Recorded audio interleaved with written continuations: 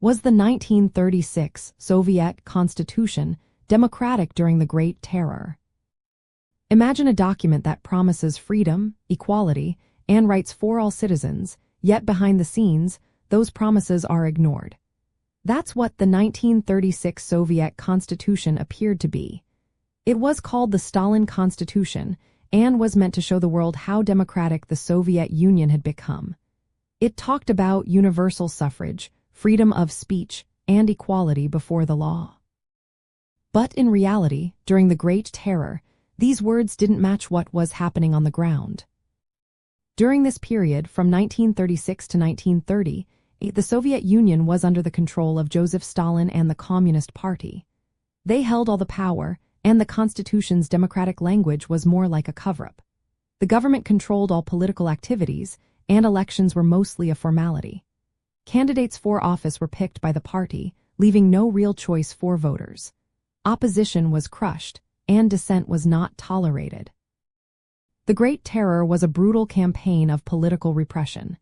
Stalin's secret police, the NKVD, arrested thousands of people. Many were accused of sabotage or being enemies of the state. Show trials were staged, confessions were forced, and many were executed or sent to labor camps. This climate of fear meant that the rights promised in the Constitution were completely ignored. From a communist point of view, the Constitution was supposed to reflect the achievements of socialism and the rule of the working class.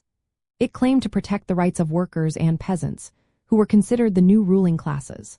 Some communists believed that the terror was necessary to defend the revolution from enemies inside and outside the country. They saw the purge of wreckers and counter-revolutionaries as a way to keep the socialist project safe and united. But looking at it from a factual perspective, the truth is that the 1936 Soviet Constitution was not democratic during the Great Terror.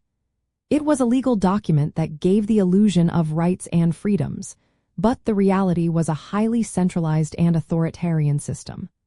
The Communist Party had total control, and civil liberties were ignored.